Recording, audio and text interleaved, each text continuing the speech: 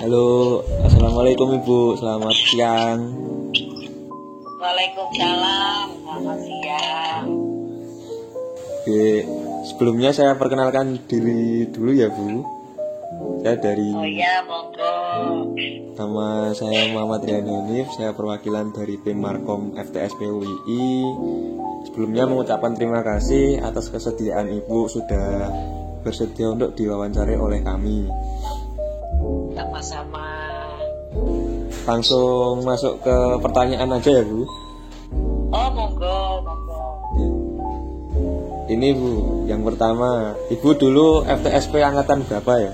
Saya satu angkatan dan satu kelas sama dosenmu Bu Fitri, 90, angkatan 90. Oh, Bu Fitri masih dosenmu nggak? masih.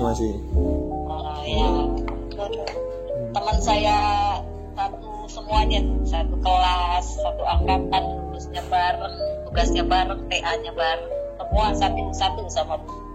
Soulmate-nya bro, Bu Fitri. Iya, soulmate, nama Bu Fitri soulmate. Kemarin jadi dospen saya waktu lomba sama beliau. Oh gitu, iya. Saya cuma beda di akhirnya saja. Dia arahnya ke akademis, saya arahnya ke bisnis. Iya, gimana Mas? Ya, terus lanjut buat pertanyaan kedua Bu. Ya, monggo pertanyaan kedua. Buat kesan selama belajar di FTSP UII apa aja Bu? Oh ya, kesannya. Yeah. Kesan pertama masuk saya tidak terlalu banyak kesan atau nggak punya ekspektasi yang lebih ya, karena dulu saya mau masuknya ke universitas negeri tapi kan gagal gitu ya. Akhirnya saya cari salah satu universitas swasta yang baik yaitu UII gitu. Saya masuk sana dengan jurusan yang sebetulnya bukan minat saya. Jurusan saya dulu tidak berminat di sipil ya, tapi keluarga saya banyak sipilnya, termasuk dulu almarhumnya Pak Kadir Abu. Itu ada dosen Pak Kadir Abu namanya ya. Beliau itu om saya. Nah, akhirnya saya masuk di teknik sipil itu dengan sedikit bukan minat lah gitu ya. Tapi lama-lama saya berkesan luar biasa karena ternyata sipil itu susah gitu ya. Semester 1 saya nggak begitu punya nilai yang baik. Tapi karena teman-teman sangat antusias belajar gitu ya, walaupun ada yang lain juga santai-santai. Saya berpikir kenapa orang lain bisa, saya kira baru semester 2, 3 dan seterusnya kita kebut gitu ya. Kebetulan punya teman-teman rajin juga, salah satunya Bu Fitri itu rajin. Jadi kesannya bahwa ternyata pertama sipil itu susah, yang kedua yang masuk di UI juga ternyata bukan orang-orang yang biasa, tapi mereka-mereka yang sebetulnya sudah punya kemampuan yang kita bisa bilang ada hal-hal yang tidak kita miliki kalau kita di universitas yang lain ya, baik itu secara pelajarannya maupun secara environment-nya. Contohnya kalau saya kuliah bukan di UI, mungkin knowledge tentang agama saya atau imbangan tentang antara ilmu-ilmu keduniawian dengan ilmu-ilmu akhirat itu mungkin signifikan lah berbedanya. Tapi di UI kita diimbangi kita punya pelajaran agama itu sampai agama 8 ya kalau nggak salah ya dulu. Kalau sekarang nggak tahu sampai berapa kalau sekarang. Kalau sekarang itu sampai semester 4 saja Bu. Terakhir SKI. Kalau dulu kami itu kalau mau nyusun skripsi aja itu harus ada surat puas namanya. Puas itu salah satunya gitu, kita juga harus lulus baca tulis Al-Quran dan sholatnya. Jadi secara otomatis kita harus belajar karena ada nilainya, ada syarat kelulusan itu harus melalui fase itu gitu loh. Ketika fase itu terlewati, maka kita baru bisa menginjak ke track yang berikutnya. Nah ini yang sangat berkesan, saya jadi banyak tahu tentang agama gitu ya. Bahkan kalau sekarang ustadz ceramah, dulu saya tahu nih pelajaran ini gitu ya, yang bagaimana menghormati tamu, bagaimana sholat yang sunnah gitu. yang secara terpaksa saat itu kita belajar, tapi sekarang kita menjadi manfaat, apalagi setelah usia seperti saya. Wah, luar biasa, ternyata dulu ada ilmu-ilmu atau yang ekspektasinya dulu nggak sampai segitu, tapi sekarang berpikir bahwa itulah value added kita kuliah di selain dari technical support yang kita dapat gitu ya, akademis yang juga ada gitu ya. Sama saya dulu juga ikut di organisasi, banyak teman dari lintas universitas, bahkan dari teman-teman UGM dan segala macam. Dan UI ternyata bukan universitas yang dianggap sebelah mata gitu ya, apalagi kalau di Jogja bahkan di Indonesia orang tahu banget sama UI gitu. Jadi kesannya di situ. Jadi kesannya selain saya dapat apa ya, beli satu dapat satu gitu. Saya belajar tentang sipil, tapi saya juga dapat ilmu agamanya gitu ya. Kira-kira begitu, Mas. Iya. Malah masih sama, Bu. Kalau mau lulus sekarang itu diubah aja namanya jadi PNDI. Terus ada juga pesantrenisasi. Jadi harus lulus dua-duanya dulu baru bisa KKN sama ngambil tugas akhir gitu. Iya, itu kan kalau saat kita jadi mahasiswa kesannya terpaksa gitu ya. Iya. Tapi keterpaksaan membuat kita belajar. Jadi ngapalin ayat. Kalau nanti di tes salat yang ini kan harus hafal gitu kan. Nanti kalau pas disuruh sholat ini harus bisa. Kalau disuruh tulis Arabnya ayat yang ini harus bisa. Dengan keterpaksaan itu membuat kita punya ilmunya. Kadang-kadang kita memang untuk bisa punya kompetensi harus dipaksa dulu gitu. Nah itu yang kita dapat value plusnya kalau kuliah di UI. Jadi bisa seimbang antara akademis sama duniawi sama akhirat berarti. Kira-kira begitu. Walaupun imbangannya saya nggak tahu apakah seimbang apa enggak beratnya ya. tapi ada unsur itu yang membuat kita berbeda. Yeah. Itu yang kita rasain sendiri tanpa membandingkan. Apalagi kalau kita membandingkan pasti ada bedanya.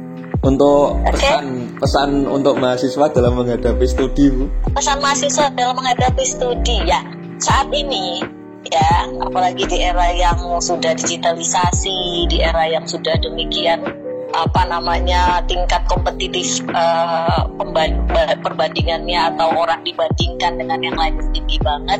Yang pertama harus sungguh-sungguh gitu ya. Yang kedua, IP-mu itu menjadi syarat orang melihat kualitasmu pada permulaan, pada awal. Ketika kita nggak tahu mahasiswa ini kayak apa, yang pertama kita baca di CV itu IP-nya berapa sih ini orang gitu. Nah IP itu kan nggak bisa kita dapat hanya di akhir-akhir kuliah, betul nggak? Dari awal IP itu harus sudah terus menerus kita kita capai dengan nilai yang tinggi gitu. Karena IP kumulatif, namanya juga kumulatif. Kalau di awalnya jeblok, di akhirnya baru tinggi, nggak akan bisa dapat tinggi juga. Jadi yang pertama harus sungguh-sungguh kuliahnya. Jadi mendapatkan IP itu pertama kali akan menjadi performa pertamamu. Ya, orang menilai kompetensi. Yang kedua, pahami bidang-bidang studi yang betul-betul menjadi basic dari jurusanmu. Artinya kalau orang sipil harus ngerti banget apa itu momen, apa itu tegangan dan seterusnya gitu loh. Jangan sekedar dapat nilai tapi tidak melekat sama sekali di otaknya, nggak ada yang tersisa di otaknya.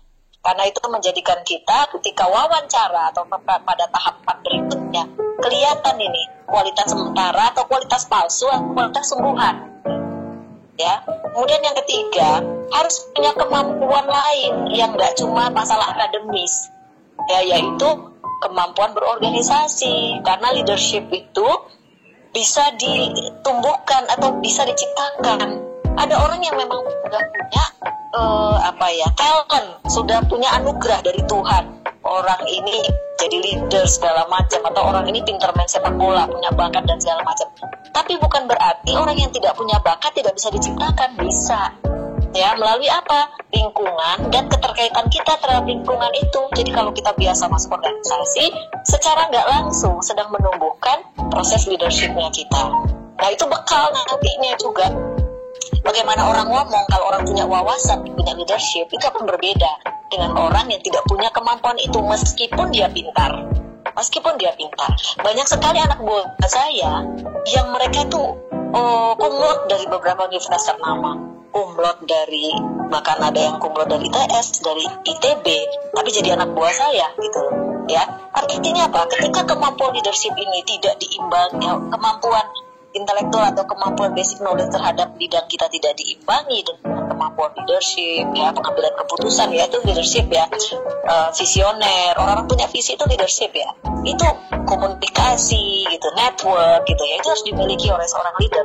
Maka sebetulnya menjadi tidak terlalu optimal kemampuan knowledge-nya atau akademisnya kita ya. Kemudian yang keempat, selain tadi pengetahuan berorganisasi, harus mulai dari sekarang yang namanya mahasiswa itu kalau bisa, kalau yang namanya libur gitu ya, libur itu istilah dengan magang gitu. Karena magang itu bekalnya kita untuk bisa punya networking. Saat ini kayak perusahaan-perusahaan seperti saya, kalau ada orang pernah magang, saya tahu nih mahasiswa ini keren banget ketika dia magang, anaknya aktif, anaknya mau belajar, punya attitude yang baik, punya knowledge yang baik. Ketika someday dia melamar di tempat saya, dia sudah punya poin plus, karena saya sudah tahu kualitasnya dia dibandingkan orang yang belum pernah saya tahu. Nah, itu poin plus itu didapat dengan persiapan sebelum kita lulus gitu loh. Karena ketika lulus itu waktunya sudah tertinggal nih sekian lama, sehingga ketika kita mau masuk ke era bekerja, menyiapkan persiapan itu menjadi telat dibandingkan pesaing-pesaing kita yang bahkan lulus dari universitas ternama gitu ya. Nah, hal-hal ini sebetulnya disiapkan atau yang bisa saya sampaikan pesan kepada mahasiswa supaya nggak cuma belajar gitu loh. Ya belajar tadi saya sampaikan nomor 1, nomor 2, nomor 3 itu belajar, tapi nomor 4, nomor 5 ada hal penting lainnya yang dibutuhkan sebagai bekal kamu nanti terjun ke dunia yang sebenarnya. Itu yang kamu harus mulai garap dari masa kamu kuliah. Kayak gitu kira-kira. Kemudian yang lain yang tidak akademis juga ya, sebetulnya sekarang ini dunia berubah banget ya. Kita tahu new normal lah istilahnya ya, bekerja dengan cara-cara yang baru, sehingga ketika orang tidak adapted dengan teknologi, orang-orang yang gaptek itu ketinggalan banget. Tidak ada satu disiplin ilmu pun di dunia bisnis sekarang yang tidak terpengaruh oleh kondisi global yang menciptakan kita terpaksa untuk masuk ke dunia teknologi ya. Nah, itu harus aware sekali. Bahkan saya pada level seperti saya pun, saya memonitor pekerjaan anak-anak buah saya di bawah itu dengan sistem, sudah dengan sistem semuanya, dengan dashboard, dengan jadi kemampuan kita beradaptasi dengan teknologi untuk mengimbangi kondisi dan perubahan dunia yang sudah sangat kita bilang ini benar-benar berubah. Itu salah satunya adalah kita aware sama teknologi, bukan cuma sekedar ngerti SAF, ngerti ini dan segala macam. Memang itu kita harus ngerti juga ya, karena itu kan basic akademisnya kita. Tapi hal-hal lain kita harus ngikutin dan harus masuk pada sistem yang betul-betul kita gunakan ya. Cuma kita butuh kepedulian dan kita mau tahu. Kemudian yang terakhir ya, kemampuan berbahasa. Kemampuan bahasa di era borderless seperti ini, di mana dunia sudah tidak ada batasnya, maka akan kelihatan banget itu mahasiswa yang memiliki kemampuan berkomunikasi secara global dan enggak. Ya itu akan juga menjadi poin tuh. Makanya kalau masih kuliah itu harus ada tuh English Day atau segala macam, atau mungkin diciptakan di organisasinya bagaimana kalau kita satu hari berbahasa Inggris setiap hari Jumat atau segala macam ya, atau ya les atau sebelumnya dan sebagainya. Itu juga bagian daripada kita membekali diri untuk bersaing di kemudian hari yang nggak bisa kita dapat kalau kita sudah lulus aja gitu loh, tapi mulai dari menjadi mahasiswa, sehingga sertifikasi yang kita miliki itu juga akan menjadikan kita punya personal branding ya. Personal branding itu yang bisa kita jual kepada perusahaan-perusahaan yang mau kita masukin gitu. Kira-kira gitu Mas. Iya Bu, terima kasih untuk pesan-pesannya Bu. Ini sangat-sangat bermanfaat sekali, saya dengarnya sampai bener sih Bu, omong yang dibicarain tadi. Iya, karena saya ini masuk di bisnis betul-betul dari bawah ya. Jadi yang saya sampaikan sebetulnya adalah pengalaman atau fakta, jadi bukan sekedar literatur. Kalau cari literaturnya mungkin nggak ada tuh, sama seperti omongan saya gitu ya. Tapi yang saya alami itu ya begitu saat ini. Untuk saat ini apakah masih menjabat sebagai dirut di PT Adimix, Bu? Alhamdulillah masih alhamdulillah. RUPS-nya masih milik saya, jadi saya masih. Mulai menjabat sejak tahun berapa ya? Saya menjabat di dirut di PCI ini dari 2018. Berarti sampai dengan saat ini masuk tahun ketiga ya. Tahun ketiga. Tapi sebelumnya saya juga direktur di joint operation antara perusahaan di perusahaan saya dengan joint dengan Jepang. Kita membuat perusahaan baru, joint operation antara Indonesia dan Jepang. Saya menjadi dirutnya juga di situ. Waktu itu tantangannya juga luar biasa. Itu tahun 2012. Saya termasuk direktur yang muda di perusahaan di grup saya, karena saya baru 42 tahun. Salah satunya pertimbangannya adalah kemampuan berbahasa, karena kita berkomunikasi dengan eksternal. Mungkin kalau pilihan secara nulis banyak yang senior selain saya ya mampu, tapi ada poin plus lainnya tadi yang saya sampaikan. Jadi kemampuan berbahasa ketika kita berhubungan sama dunia yang sudah borderless ini menjadi poin plus, jadi menjadikan added value buat kita, dan kita akhirnya punya kesempatan yang lebih besar dari orang-orang yang tidak memiliki kita itu tadi gitu. Jadi gitu. Kalau dari karir saya dari awal masuk ya sebagai sebagai tenaga engineer biasa ya, kemudian pindah ke bagian pemasaran, pindah ke bagian produksi, apapun saya terima pekerjaan karena saya melihat itu adalah tantangan yang menambah wawasan kepada saya gitu. Sampai akhirnya saya menjadi kepala plan perempuan pertama juga waktu itu di grup saya, kemudian di grup perusahaan ya, kemudian pernah jadi kepala unit, naik kepala divisi, kemudian manager holding, sampai akhirnya direktur joint operation, dan terakhir ini saya direktur balik ke ke perusahaan inti sebagai direktur salah satu subsidiary company-nya juga. Gitu, Mas. Berarti udah lama ya, Bu, berada di PT Adimix dari awal sejak jadi engineer biasa sampai sekarang itu ya, perjalanannya juga lama. Iya. Ya? Iya, saya kuliah keluar 90. Saya itu keluar 95 ya.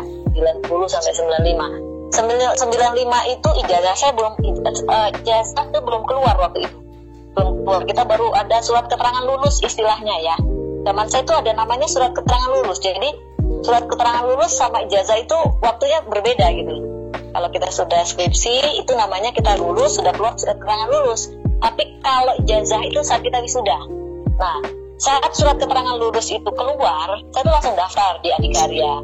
Alhamdulillah saya terima tuh di situ, ya, dengan ribuan orang yang mendaftar saat itu, gitu ya. Saya terima, ya mulai saat itu saya bekerja sebagai engineer, ya. Baru setelah berapa bulan, kalau nggak salah saya ingat tuh ya. Saya itu lulus di 94 sama Bu Fitri, lulus pertama di angkatan saya, hanya 5 orang, saya ingat jadi. Tahun 94 itu saya lulus bulan kalau nggak salah November. Kemudian saya belum dapat ijazah. Ijazah itu baru ketika wisuda di bulan Februari atau Maret, saya lupa deh. Nah, jadi selama di bulan itu saya masuk di Adikarya atau di grup perusahaan saya yang lama itu tanpa ijazah, masih pakai surat keterangan lulus saja. Ya dari situ terus saya meniti karir dan nggak pernah keluar dari perusahaan ini. Gitu ceritanya sampai sekarang. Ini Bu, ada pertanyaan juga buat, sekiranya kalau udah lulus gitu kan, itu apa yang harus dilakuin sama apa yang harus dihindari ketika mau ngelamar pekerjaan itu, Bu? Mau ngelamar apa sudah kerja? Mau ngelamar, ceritanya fresh graduate. Fresh graduate. Kalau bekalnya tadi saya sudah sampaikan ya, yang pesan-pesan saya di mahasiswa ya, itu bekalnya. Tapi apa yang harus dilakukan? Yang pertama, kenali di perusahaan yang mau kamu masukin. Kenali itu dalam arti pelajari ini perusahaan bergerak di bidang apa dan seterusnya. Cari tahu sebanyak-banyaknya terhadap perusahaan yang kamu mau masukin. Baru kamu tentukan match nggak sama kemauanmu, match nggak sama prospekmu di masa depan, match nggak sama visimu dan seterusnya. Kalau kamu tentukan oke, I get the point. Kamu tahu poinnya apa gitu ya. Kemudian kamu memilih bahwa perusahaan ini cocok buatmu, maka itu sudah merupakan satu poin plus dan harus yang kamu siapkan ketika kamu nanti wawancara. Banyak sekali orang di wawancara nggak tahu perusahaan yang dia lamar ini apa, ya. Itu big question itu. Ada orang mau ngelamar tapi nggak ngerti, nggak dapet informasi tentang apapun, jadi dia asal ngelamar aja, asal masukin lamaran gitu. Dilala dia kesaring masuk, pas ditanya apa yang kamu tahu tentang perusahaan ini, nggak bisa jelasin. Itu langsung coret tuh kalau kita. Langsung coret, berarti dia nggak sungguh-sungguh. Berarti untuk mengetahui sungguh-sungguhnya kamu ketika melamar, kamu harus tahu persis perusahaan yang mau kamu lamar. Sama lah kayak kamu pacaran mau ngelamar jadi istri, masa nggak tahu apa-apa, ya nggak? Nah, yang kedua, benar nggak? Gitu, masuk. Yang kedua, tunjukkan attitude yang baik. Mudah-mudahan kalau anak-anak UII itu punya strong leadership, kemudian punya punya attitude yang good behavior gitu. Saya lihat sih kayak gitu tuh merupakan poin ya. Jadi ketika kita menunjukkan keramahan kita ketika kita ini kan ceritanya kalau orang mau melamar pekerjaan kan, berarti kan kita harus memberikan kesan pertama yang baik kepada orang yang mewawancarai kita, atau ketika kita mengisi formulir dengan pertanyaan-pertanyaan yang sudah menjurus ke personality ya. Kemudian kalau kita lagi wawancara, tunjukkan sikap sopan kita dari pakaian, dari tutur kata, dari cara duduk, dari menghormati si penanya. Itu hal-hal yang harus kita pelajari dan kita siapkan karena itu memberi poin. Kalau masalah apa yang kita isikan ketika kita ditanya apa yang kenapa saya harus memilih Anda, atau kenapa saya harus menerima Anda di perusahaan saya, pertanyaan itu menjadi pertanyaan yang standar karena perusahaan atau manajemen pengen tahu apa sih sebetulnya personal branding yang bisa kamu sampaikan kepada kita yang membutuhkan atau Anda juga membutuhkan pekerjaannya, menjadi value atau menjadi pembeda kamu dengan yang lain. Otomatis disitulah kamu menunjukkan segala portofolio tentang kamu, ya, kemampuan kamu, sehingga orang terkesan, sehingga orang menganggap kamu berbeda dari ini. Itu saya yang perlu disiapkan kalau mau ngelamar gitu ya. Yang pertama harus tahu dulu perusahaan yang dilamar, yang kedua punya attitude yang baik gitu ya, termasuk gampang adjustment, itu gampang menyesuaikan diri gitu ya dengan lingkungan. Itu kelihatan ketika wawancara. Itu harus dibentuk menjadi orang yang nggak cuek, menjadi orang yang punya kepedulian. Itu harus disiapkan dari jauh-jauh hari ya, supaya kita timbul secara secara alamiah. Itu akan spontanitas itu akan menunjukkan bagaimana sikap Anda terhadap lingkungan gitu ya.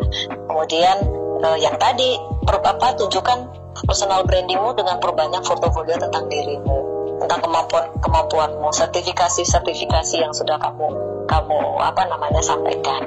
Kalau yang dihindari otomatis lawannya ya. Pertama, jangan asal masukin lamaran tapi nggak ngerti perusahaan apa. Itu lawannya ya. Lawannya kira-kira gitu deh lawannya. Jadi asal masukin lamaran tapi perusahaan yang dilamar ini nggak ngerti sopo, PT apa, itu makanan apa gitu ya. Terus nggak siap. Terus apalagi ya lawannya dari yang harus disiapkan tak kira-kira mungkin lebih clear kalau disebut lawannya gitu ya. Kebalikannya kalau nggak ngerti lawannya kayak tinju lawannya ya, kebalikan. Untuk hal yang paling berkesan yang didapat di FTSP yang paling berpengaruh sampai saat ini itu apa? Oh gitu. Berkesan apa berpengaruh? Beda loh, belum tentu berkesan tuh berpengaruh loh ya. Yang berpengaruh aja yang lebih mendalam gitu. Mendalam ya. Kamu jangan sampai memancing, oh dulu pacar saya ada di FTSW, jangan gitu ya. Itu tidak berpengaruh ya sekarang. Ya yang berpengaruh adalah mental atau spiritual ya, yang paling berpengaruh ya. Itu sih. Kalau yang lain-lain saya udah jelasin di awal. Saya rasa kalau seperti akademis ya, universitas negeri lainnya juga sama-sama aja ya, bagus ya, bagus dalam hal seperti itu gitu ya. Kemudian dari hal apa lagi, kekeluargaannya, sampai sekarang saya tuh punya teman-teman kuliah yang tidak terpisah sampai sekarang. Tapi saya pikir itu masih sama juga. Saya pikir alumni lain juga begitu. Tetapi kemampuan untuk kita menahan diri dari apa ya, berbagai cobaan yang sifatnya bisa dibilang meragukan integritas kita itu lebih terkontrol karena kita berbasic dari nilai-nilai agama yang diajarkan di kampus kita. Jadi itu yang juga menurut saya memberi peran sampai dengan sekarang. Terakhir, makanya kadang-kadang terusin dulu, monggo terusin dulu. Ya, makanya kadang-kadang ada bacaan Islam itu menjadikan kita beban untuk berperilaku gak macam-macam gitu loh. Universitas lulusannya UII gitu loh. Kalau dulu itu motonya UI itu gini, menciptakan lulusan-lulusan atau alumni-alumni yang memiliki kualitas, salah satunya itu berspiritual tinggi gitu. Kalau sekarang saya lupa deh apa. Kalau sekarang saya nggak tahu apa. Kalau dulu itu ada insan yang Islami gitu, kira-kira begitu. Kalau sekarang saya nggak tahu apa nih motonya UI. Menciptakan insan ulil albab yang rahmatan lil alamin kalau sekarang. Waduh, lebih berat lagi loh. Yeah. Rahmatan lil alamin loh. Jadi kalau alumninya tidak menciptakan, tidak mampu menjadi insan yang ulil albab lagi, ulil albab yang rahmatan lil alamin, berarti misi kampusnya nggak berhasil nih. Oke. Tapi yang namanya visi harus tinggi ya. Namanya visi itu minimal jatuh. Kalau kita visinya ada angka 10, minimal jatuh ya ada 9, ada 8. Tapi kalau visinya di angka 5 ya jatuh dapatnya, kalau nggak 2 ya 3 ya nggak. Harus tinggi dalam visi. Betul. Oke. Next apa lagi? Terakhir boleh. Sebagai seorang perempuan di dalam dunia teknik yang mayoritas laki-laki ya Bu, apakah Ibu merasakan kesenjangan antara perempuan sama laki-laki? Iya. Sebenarnya kata-kata kesenjangan segala macam itu kita yang membuat batasan ya. Kita yang membuat batasan. Jadi kalau dunia itu tergantung perspektifnya kita. Dunia itu apa yang kamu bayangkan dan apa yang kamu ada di kepalamu. Gitu. Kamu menciptakan, melihat ini orang pada jahat gitu, maka kamu akan punya ketakutan, akan menganggap semua orang jahat. Tapi kalau kamu menciptakan di otakmu semua orang baik ya, maka kamu gak akan takut kemana-mana karena menganggap semua orang baik ya, walaupun belum tentu semua orang baik gitu ya. Tetapi image yang kamu bentuk dari pola pikirmu itu akan mempengaruhi tindakanmu. Nah, kembali ke pertanyaanmu, sebagai seorang perempuan gitu ya, terus di lingkungan laki-laki semua gitu, gimana? Saya dari kuliah memang sudah temannya laki-laki semua. Jadi di angkatan saya itu mahasiswanya 250, tinggal ceweknya itu 18. Ya, jadi sudah minoritas dari dulu. Tapi saya nggak pernah merasa orang-orang yang disebut dengan minoritas tadi gitu, karena dari dulu dari kampus juga tidak membedakan antara perempuan dan laki-laki, kecuali kalau sholat aja perempuan nggak boleh imam gitu ya, ada garis-garis aturan yang jelas kalau di agama. Di pekerjaan juga sama, karena mindset saya tidak saya bentuk dengan kamu nggak bisa lo jadi leader karena pesaingmu laki-laki, kamu nggak bisa lo masuk ke dunia ini karena kamu perempuan. Itu jauh dari mindset saya. Dan di mindset saya melakukan yang terbaik yang bisa saya lakukan ya. Jadi saya tidak berpikir dulu kendala apa yang ada di depan, karena menurut saya kadang-kadang kendala itu ya memang kalau kita bicara manajemen risiko, kendala memang menjadi poin yang harus kita sikapi supaya kita mempersiapkan. Tetapi kalau kendala yang sifatnya tadi menciptakan mindset itu saya nggak terlalu ini ya, jadi saya nggak ngerasa susah nggak di konstruksi. Ya, kalau dibilang susah ya ada gitu ya. Ketika saya menjadi kepala plan itu seperti kepala project gitu ya. Harus kerja di malam hari gitu, saya perempuan gitu ya, harus disiasati akhirnya. Ya nggak usah pulang kantor sekalian kalau memang harus sampai malam, karena kalau pulang berbahaya gitu ya. Jika saya punya keluarga, karena saya dulu sudah punya planning dari awal. Saya jabatan di sini berapa tahun, di sini berapa tahun, dan seterusnya. Saya sudah planning. Bahkan ketika saya masih supervisor, saya sempat ditanya, tahun berapa Anda mau menjadi apa jabatan tertinggi yang Anda harapkan? Waktu itu saya tulis saya mau jadi direktur. Kemudian pada tahun keberapa saya tulis tahun berapa, walaupun meleset-meleset, tetapi cita-cita itu membuat saya melakukan effort yang lebih besar. Ya walaupun akhirnya apa yang kita tulis itu terjadi. Ya kadang-kadang benar yang dikatakan di ajaran agama kita, apa yang kamu pikirkan, apa yang kamu bayangkan, itu bisa menjadi kenyataan di akhirnya, walaupun kadang-kadang kamu lupa apa yang kamu tulis. Nah, karena sifat-sifat karena saya berpikir bahwa saya nggak ada pengalaman, jadi saya nggak ngerasa minoritas. Saya masuk walaupun saya tahu persis. Ketika saya kepala plan, saya perempuan pertama yang megang plan waktu itu. Tuh nggak ada yang cewek yang lainnya sampai dibilangin, kok iso ya? Ternyata bisa gitu. Ternyata bisa. Berikutnya menjadi motivator buat orang-orang atau buat cewek-cewek yang lain. Oh itu bisa, berarti saya bisa. Kemudian orang juga akhirnya menyisihkan diskriminasi gitu. Ini dipegang harus perempuan, ini harus dipegang laki-laki, itu jadi nggak ada. Ya karena kita mampu menunjukkan bahwa kemampuan ya itu ketika kita bisa membuktikan itu menjadi sesuatu yang akhirnya membuka ruang atau membuka pintu bagi sebuah kesempatan. Ya, walaupun mungkin kalau ditanya apakah lebih berat daripada laki-laki, mungkin kalau di aritmatika kan ada jadi banyak yang lebih berat perempuan daripada laki-laki. Tetapi apakah menjadi tidak bisa? Enggak, tetap bisa. Selama kita yang paling mengerti tentang kemampuan kita yang paling mengerti tentang dunia kita, bahkan dalam bisnis kita, maka pastinya kita lebih tahu cara mengatasinya. Jadi saya nggak mengalami susah. Ya kalau susah pasti susah, nggak ada yang nggak susah. Apalagi ketika menjadi staff, menjadi supervisor kan disuruh-suruh ya. Jadi susah, apalagi ketika kita harus bekerja dalam kondisi hamil gitu kan, ya susah ya, emang susah. Tapi ketika dijalani dan dinikmati, kemudian di mindsetnya kita bentuk bukan fokus kepada hal yang demikian, maka kita tidak akan merasa terdiskriminasi. Gitu kira-kira. Oke. Ya, terima kasih Bu atas waktunya, udah memberikan sedikit pesan dan kesan kepada kami. Sebelumnya saya minta ini Bu, foto terlebih dahulu. Foto. Bagaimana fotonya? Gimana fotonya? Oh dikirim, fotonya dikirim aja. Nanti buat ini Bu diedit, dimasukin ke Instagramnya FTSP UII. Oke, nanti saya kirim.